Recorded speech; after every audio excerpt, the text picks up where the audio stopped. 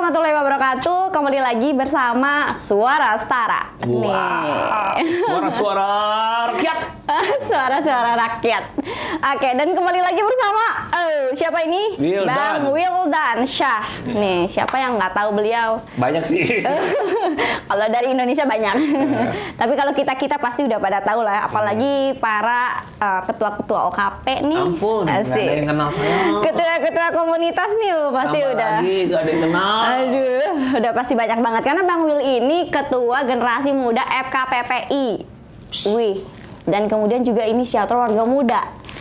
Ini bos saya. Waduh, bosnya Iksannya, rumahnya Iksan. Oh iya, salah. Oke. Calon Menteri Pertahanan. Amin.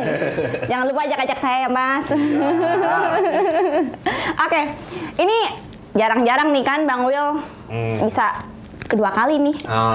Bisa kedua kali. Nggak ada waktu, paling 10 menit lagi saya keluar ya. Memang 10 menit aja. Karena saya tahu bayarannya mahal. Ampun. Canda. Oke. Kesel banget, gila. Kesel tapi viral kan? Ya, masuk TV lagi. Masuk TV lagi itu. Oke. Bang Wil, kalau kemarin kita bahas tentang politik anak muda. Oke. Nih, kalau sekarang bahasannya lebih renyah tentang bagaimana membangun gerakan sosial anak muda. Nggak salah ini narasumbernya Bang Wil. Karena kenapa? Bang Wil ini berkecimpung banyak di komunitas-komunitas dan organisasi. Jadi pengalamannya udah nggak dihiraukan lagi gitu. Sebagai penganggurannya, pilihannya kalau nggak kerja berkomunitas. Berkomunitas tapi menghasilkan cuan. Amin. Amin ya. Dan ini harus dicontoh sama anak-anak muda yang lainnya sih tentunya ya. Jadi Bang Wil nih berbicara gerakan anak muda nih ya. Menurut Bang Wil nih, seberapa besar atau seberapa pentingkah urgensi hari ini anak muda ini melakukan suatu gerakan-gerakan sosial? Betul. Itu yang ringan dulu aja. Gimana nih Bang Wil? Jadi aku selalu percaya tuh masa depan itu bukan diprediksi. Tapi harus disambut dengan gerakan. Wih. Kenapa aku bilang kayak gitu? Karena berapa kali masa depan yang hari ini kita nikmati sekarang, ini adalah gerakan dari anak-anak muda pada masa lalu. Betul. Entah itu Sumpah Pemuda, entah itu teman-teman yang di 1945 bikin gerakan revolusi kemerdekaan. Betul. Bahkan sampai hari ini kita hidup ada demokrasi, ada sedikit kebebasan dan semacam itu berkat teman-teman anak-anak muda di tahun 98. Betul. Nah, sekarang ini tahun 2023, bentar lagi 2024. Nah, kita mau bikin gerakan apa nih supaya membuat masa depan itu lebih bagus buat anak-anak muda setelah kita kayak gitu. Itu yang disebut namanya gerakan lintas generasi itu juga harus digaungkan. Jadi nggak hanya gerakan buat hari ini, tapi buat orang-orang di masa mendatang gitu. Mungkin buat anak Anda ke depan, kalau tidak berjuang sekarang, mungkin anak Anda bisa jadi pengangguran kalau Anda tidak berjuang sekarang. Bahaya dong, Iya. Suami belum ada, anak udah jadi pengangguran. Iya. Di mana? Masa depan yang akan dihadapi kalian kan, kita harus Betul. diperjuangin dari sekarang. Itu. Sepakat sih ya, memang kita ini memang harus ada di gerakan-gerakan sosial ya. Betul. Di gerakan-gerakan kecil untuk perubahan yang lebih besar. Betul. Nah, tapi Mas, hari ini berbicara gerakan sosial anak muda gitu ya. Tadi udah dikatakan juga seberapa pentingnya. Tapi berbicara seberapa pentingnya menurut Bang Wil nih ya, yang banyak gaul-gaulnya sama anak muda. Sama skena, skena kita. Gimana nih partisipasi gerakan anak muda sekarang nih menurut kacamata Bang Wil? Iya, sebenarnya kalau bicara gerakan, sepertinya aku mau ngejelasin secara metodologis dalam sosiologi bahwa udah ada perbedaan nih. Ada namanya gerakan sosial, ada namanya gerakan sosial baru. Gerakan sosial itu dulu digerakkan dengan hal-hal yang sifatnya ideologi. Ya. Ya, entah sosialisme, feminisme, liberalisme, utilitarianisme dan semacamnya.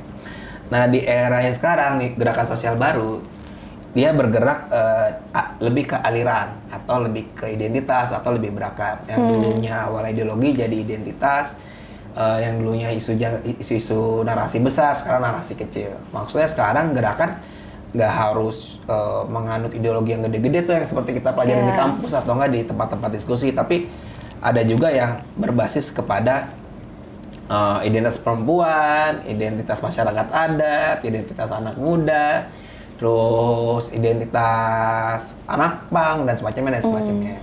Dan mungkin juga sekarang kayak identitas pun juga lebih beragam lagi, bahkan ke fanbase kayak penggemar K-popers sekarang juga bisa jadi movement gitu kan. Orang-orang sekarang slangersnya juga udah bikin movement dan semacamnya. Jadi gerakan sosial tuh kalau kita lihat semakin beragam dan tidak ada narasi tunggal yang mencoba untuk memaksa mereka. Jadi mereka lebih bebas berekspresi sih sekarang. Oke. Nah, ada bebas berekspresi, tapi juga karena kita negara dengan banyak aturan dan hukum gitu ya. Nah, gimana nih Mas untuk kita anak muda tetap semangat melakukan gerakan sosial, strategi seperti apa gitu loh yang harus anak muda hari ini miliki untuk melakukan suatu gerakan-gerakan sosial, baik itu yang kecil maupun gerakan sosial yang tadi kan gerakan sosial baru. Gerakan baru. Jadi sebenarnya aku pernah bikin satu tulisan bahwa gerakan sosial tuh juga nggak harus besar. Bahkan gerakan-gerakan kecil itu harus mendapatkan apresiasi yang lebih tinggi lah sebenarnya. Kadang kita ngelihat gerakan itu hanya sebagai kuantitas berapa massa yang ikut. Padahal menurutku yang paling penting bukan berapa massa yang ikut, tapi berapa banyak orang-orang yang terlibat aktif dan membuat komunitas itu bermakna dan berdampak dan bertahan lama. Karena tanpa itu ya susah juga gitu. Dan hari ini aku bilang bahwa komunitas-komunitas ini berjamuran. Di kota gede, kota kecil, di perkampungan, di pedesaan tuh ada.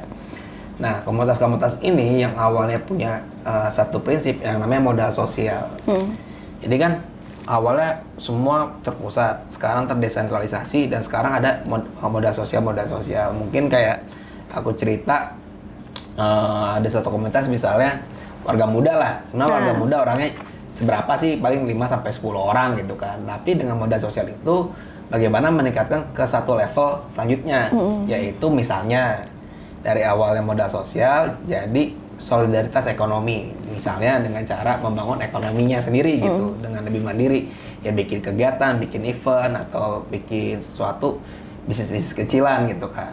Nah, dari solidaritas ekonomi ini seharusnya masuk ke step selanjutnya, namanya kolaborasi politik. Kolaborasi politik ini masuk ini, oke, kita udah punya modal sosial, kita udah bangun ekonomi bareng-bareng, harus kolaborasi politik. Kenapa? Dengan ada kolaborasi politik itu aspirasi yang kecil ini akan jadi besar, karena yang besar ini itu seharusnya bisa ditangkap oleh para pembuat kebijakan. Karena kan ketika jadi pembuatan kebijakan yang ngerasain manfaatnya kan gak cuma warga muda, tapi teman-teman komunitas yang lain juga gitu. Jadi prinsipnya lebih ke situ sih kalau aku lihat. Jadi kecil nggak apa-apa, tapi terus digaungkan. Tapi bagaimana nih buat komunitas-komunitas yang udah besar. Nah, komunitas-komunitas yang udah besar ini menurutku sekarang pada fase mulai melakukan pembenahan organisasi agar organisasi ini kan yang gede-gede nih dari tahun ke tahun tuh ya. Bahkan ada yang dari zaman kemerdekaan atau sebelum kemerdekaan dan semacamnya, yang dimana udah banyak lalu lalang anak-anak muda dan lintas generasi di sana. Tapi bagaimana sekarang? Oke, kita punya nama besar itu, tapi bagaimana kita juga mulai relate nih ngejawab ekosistem gerakan sosial yang berubah, terutama anak-anak muda yang punya behavior yang begitu beda antara zaman dulu dengan zaman sekarang. Nah, biar ketemu nih antara yang gede dan komunitas, anak-anak muda yang sekarang tuh harus bisa saling kritik otokritik lah. Apa yang dilakukan oleh organisasi, apa yang seharusnya harus dilakukan sama anak-anak muda kayak gitu, biar relevan buat perubahan dan semangat zaman ini sih gitu. Iya, memang harus mulai saling memahami gitu ya. Saling memahami. Oke. Mas, tapi kan berbicara gerakan sosial sekarang ya. Tadi kita udah dapat ilmunya nih, urgensinya, strateginya. Karena kan Mas Will ini orang yang terjun langsung gitu ya melakukan suatu gerakan-gerakan sosial. Tadi menarik tuh, gerakan sosial tuh bukan berarti juga harus secara kuantitas banyak ya, tapi juga yang berdampak. Nah, ini nih yang berdampak nih, komunitas-komunitas yang berdampak yang harus banyak bertaburan hari ini ya. Jadi tidak hanya sekedar gerakan tapi juga gerakan yang berdampak. Nah, tapi Mas, kalau kita berbicara gerakan sosial gitu lah, gerakan sosial anak muda, gerakan sosial anak zaman dulu, kan itu berbeda ya, dua gap yang berbeda. Nah, bagaimana hari ini kita itu bisa tetap satu tujuan? Karena kan masih hidup ya ini zaman-zaman terdahulu juga gitu. Masih hidup nggak sopan banget maksudnya. Oh gitu sih. Terus ya intinya kan si anak muda yang dulu sama anak muda yang sekarang itu kan tetap harus bergandengan tangan ya. betul. Kalau zaman dulu gerakan 98 itu anak muda yang memberikan perubahan birokrasi. Hari ini kan orang-orang 98 ini yang hari ini ada di birokrasi, manggung lah. Nah, gerakan anak muda hari ini gimana nih biar bisa melakukan suatu perubahan tapi juga bisa bergandengan tangan gitu dengan para pemangku kebijakan yang sebelumnya. Jadi kalau aku lihat ya, ini hipotesisku sendiri sih. Jadi ada perbedaan signifikan antara generasi-generasi sebelumnya. Maksudnya aku pikir dari kemerdekaan sampai 98 dengan generasi muda pasca reformasi. Jadi kalau generasi sebelumnya aktivisme atau volunteerisme itu didorong dengan perspektif konflik maupun antagonisme terhadap negara. Jadi gerakan yang keren itu adalah gerakan yang melawan negara, mengkritik negara dan independensi gitu kan. Tapi ternyata bibit-bibit itu nggak tumbuh di teman-teman yang hari ini anak muda gitu. Bahkan kalau kita lihat ditanya, pada baca Antonio Gramsci gak? Pada baca Karl Marx gak? Pada baca Aldous Huxley gak? Atau yang lain-lain yang mungkin diskursus kiri dalam tanda petik itu semakin jarang gitu. Ya aku nggak tahu apakah semakin jarang, apakah semakin dikit. Yang aku temuin hari ini orang-orang lebih banyak anak-anak muda lebih mengenyam buku-buku yang berbau kayak marketing, terus berbau kolaborasi, manajemen, self-help, dan semacamnya itu. Personal branding dan semacamnya. Jadi, generasi sekarang tuh tidak begitu memiliki perspektif antagonisme terhadap negara gitu. Walaupun ada nyinyir tipis adalah gitu kan di sosmed, Twitter. Tapi mereka cukup terbuka untuk berkolaborasi sama negara, bahkan sama private sector juga hari ini gitu. Nah makanya pola-pola kolaborasi ini harus juga dikawal menurutku. Karena menurutku hari ini ada istilahnya pentahelix kan, atau kolaborasi multi pihak. Hari ini harus dikawal. Dikawalnya bukan hanya sebatas level manajemen, tapi menurutku ya, anak-anak muda itu lebih mengawal pada proses accessibility mereka terhadap pemangku kebijakan. Yang kedua, bagaimana mereka bisa menghadirkan keadilan lintas generasi maupun lintas keberagaman identitas untuk ada dalam proses kolaborasi itu. Jadi kolaborasi itu ada beberapa entitas, tapi harus tetap dalam konteks ruang publik, komunikasi yang setara gitu. Masuk. Yang setara tanpa ada tekanan-tekanan politika power atau enggak ekonomi power gitu dalam proses berembuk itu. Nah, sayangnya hari ini kolaborasi itu masih dianggap sebagai penyelesaian proyek aja. Jadi kalau ini kita proyek multi pihak dan semacamnya gitu. Padahal prinsip kolaborasi itu adalah anak-anak muda tetap mengawal isu soal terkait masalah keadilan, inklusivitas, partisipasi, bahkan representasi dari semua pihak. Itu yang menurutku harus jadi spirit dari anak-anak muda sekarang ketika bangun kolaborasi gitu. Jadi nggak cuma jadi bebek yang akhirnya mengikuti apa yang jadi roadmap atau deal-dealan dari pihak-pihak yang lebih besar. Deal-dealan atas, idealismenya hilang. Betul. Tapi ya menarik sih ya, berbicara gerakan anak muda sekarang itu kan berbeda dengan zaman dulu ya. Zaman dulu kita harus turun ke jalan untuk melakukan suatu perubahan. Kalau sekarang kan kalau memang gerakannya itu nyata, memang berdampak dan memang untuk keadilan orang banyak, cukup bikin konten menjadi viral. Terus menjadi suatu hal yang berdampak. Kritiknya nyampe lah ke atasan gitu ya, Mas. Tapi kan itu juga jadi problematika ya hari ini, karena penguasa kita di negara ini juga agak sedikit benteng tekesi banget gitu. Kadangkala juga tidak mau dikritisi oleh gerakan sosial anak muda. Nah itu gimana Mas, cara kita bisa masuk juga untuk menyuarakan gerakan sosial di bawah ke atas, karena kan Mas nih agak semi-semi birokrat juga nih. Enggak ya? Enggak dong. Iya deh. Disentil deh. Gimana dong? Jadi aku bilang bahwa ada beberapa jurnal gerakan bilang bahwa kita memasuki era namanya kliktivism.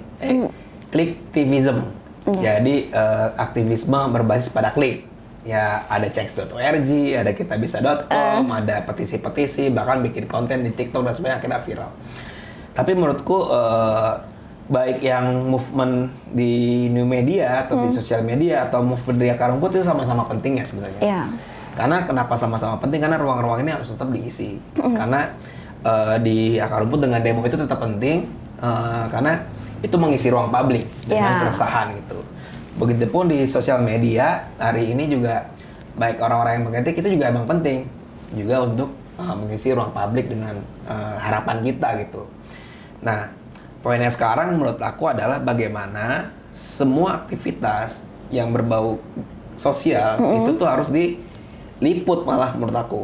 Ya maksudnya yang demo udahlah ya, tetap lanjutkan demonya. Tapi di sosial media ini aku lebih pengen mendorong bahwa hari ini banyak orang yang bicara soal toleransi, inklusivitas, pekerja, apa dan semacamnya. Dan kalau aku mau kasih tips aja ya, biar kita nggak ngomong terlalu panjang lebar, saatnya tuh kita butuh konten-konten yang bergizi menurutku di sosial media. Konten-konten bergizi ini nggak harus kok ceramah soal hak asasi manusia, nggak usah ceramah soal hak gender, apa semacamnya, tapi kita bisa bikin konten yang lebih menyenangkan. Contoh ada satu konten yang menurutku menarik, itu ada konten tukang bangunan yang difabel. Jadi dia tangannya buntung, tapi dia bikin bangunan. Itu. Terus ada juga teman-teman yang tunanetra berkeluarga, dia akhirnya ngeliput bagaimana sebagai tunanetra dia berkehidupan gitu. Nah maksudku harusnya ruang publik di media sosial ini diisi sama hal-hal yang belum kita tahu juga. Contoh, pernah nggak kepikiran, misalnya kalau kita ngomongin soal pelayan publik di pemerintahan, kita kan mikir kalau kita berdua nih bikin KTP kan gampang tuh. Ya, misalnya kita susah atau apa gitu kan, KTP, ngantri dan semacamnya. Pernah nggak mengimajinasikan bagaimana orang yang mungkin tunadaksa, kakinya nggak daksa, di kelurahan itu udah inklusif apa belum? Bagaimana kalau seandainya yang tunanetra di kelurahan itu kayak gimana? Coba bayangin hal-hal yang dulunya nggak punya suara, hari ini bersuara di sosial media. Itu kan akan memberikan rekognisi ke pikiran kita bahwa oh ternyata layanan publik kita masih susah nih karena orang difabel nggak bisa. Oh ternyata kita nggak bisa nih karena ternyata komunitas ini masih diskriminasi dan semacamnya. Jadi penting sebenarnya bagi anak-anak komunitas yang bergerak di media itu mendorong para orang marginal ini atau subaltern atau istilahnya yang disubordinat ini bikin konten sesuai apa yang mereka rasakan. Makanya kita juga sering viral juga kan yang konten-konten yang mohon izin yang masa LGBT gitu. Dia bicara soal kehidupannya sehari-hari itu pada konteks yang LGBT kan. Tapi kan baik lagi komunitas marginal yang lain yang mungkin juga harus membuat vlog juga yang sama. Jadi minimal satu dia merekognisi pemikiran dari masyarakat sipilnya.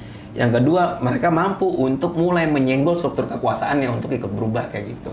Iya, betul sih. Dan itu harus disuarakan dari kita ya, yang punya passion itu sendiri-sendiri ya. Betul. Jadi kita harus tahu dulu nih gerakan kita itu secara diri sendiri membutuhkan apa. Iya, betul. Setelah selesai gerakan apa yang untuk diri kita sendiri, barulah kita melihat orang-orang lain. Misalnya kayak ini aja lah, coba kita bikin nih eksperimentasi di 2024. Ada seorang tunanetra yang coba untuk nyoblos di pemilu. Dia bikin vlog aja dibantuin orang.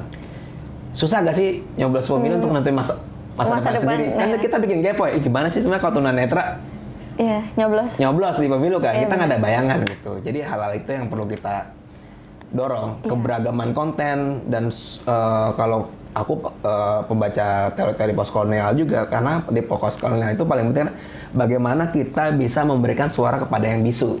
Bisu ini adalah komunitas marginal hari ini belum bersuara penuh dalam negara kita. Tapi kita udah oke lah, negara urusan yang paling tinggi. Tapi minimal di sosial media itu mereka semakin berisik dan semakin berani bersuara gitu. Harus banyak belajar nih berarti. Tapi nih ya, kita udah menarik nih semangat gerakan daripada Bang Will nih ya. Untuk itu berarti gimana nih Bang Will? Gimana caranya semangat gerakan sosial baru ini juga bisa tetap eksis gitu ya di kalangan anak muda nih, untuk penutup Mas Will nih ya di pertanyaan terakhir ini. Jadi sebenarnya menurut aku nih peran setara jadi penting ya di sini. Penting sekali. Ya, langsung kita kasih pekerjaan. Jadi entitas komunitas ini sebenarnya sifatnya fleksibel, cair, dan Ya. sustainability-nya tuh rendah sebenarnya. Oke. Endurance dia untuk berat susah. Makanya dengan komunitas yang berjamur, yang makin beragam ini, sebenarnya Setara Institute bisa menjadi semacam inkubator bagi penguatan kelembagaan itu, gitu, Yeah. komunitas-komunitas ini. Jadi ada semacam community development, bagaimana komunitas-komunitas marginal ini berani pertama bersuara dengan membenahi organisasinya dulu, biar lebih sustainnya, kasih lah pelatihan kepemimpinan, manajemen, dan tata kelola strategi sosial marketing misalnya salah satu itu. Tapi kalau Setara nggak bisa, ya mungkin kita bisa minta organisasi lain seperti Warga Muda, SPD, JPPR atau apa untuk bisa sama-sama gotong royong melakukan penguatan keorganisasian dan capacity building bagi para aktivis-aktivis maupun relawan komunitas itu sih. Jadi intinya community development itu harus menjadi agenda utama di tahun 2024. Wih, mantap. Caleg. Bukan. Saya nggak mau jadi caleg, mau jadi Panglima TNI saya. Mau gantiin Panglima TNI nih. Oke, ini bergizi juga nih dari Bang Will. Ini jadi juga membuat kita semangat untuk melakukan suatu gerakan-gerakan sosial ya. Jadi jangan ragu melakukan suatu gerakan sosial yang menurut kita kecil, tapi suatu saat akan berdampak dan akan mengubah dunia bahkan ya. Betul. Jadi Margaret Mead tuh pernah bilang, Margaret Mead, seorang antropolog dari Amerika, dia bilang apa sih asal muasal perubahan itu? Perubahan itu selalu diawali dengan komunitas terkecil. Yes, betul. Dan tidak lain dan tidak bukan pasti lewat komunitas yang kecil. Katanya dia gitu. Yaitu Setara Institute. Belum buka bisa dijawab. Oke, Bang Will, terima kasih banyak atas waktunya. Ini luar biasa sekali bisa berdiskusi mengenai gerakan sosial anak muda ya. Dan mudah-mudahan anak muda ini makin semangat lagi melakukan suatu perubahan-perubahan, komitmen-komitmen yang insya Allah merubah kebijakan-kebijakan yang lebih besar, yang lebih juga merangkul dan tentunya lebih bermanfaat. Keren. Dan itulah mungkin suara institut kita di sore hari ini. Suara Setara. malah saya yang ini undang yang hafal ini. Gimana ini? Gimana ini? Aduh, harus diundang lagi berarti ya. Berarti terima kasih banyak nih untuk Suara Setara Institute karena telah mengundang kita berdua dan juga memberikan edukasi kepada anak muda. Bye-bye semuanya. Bye.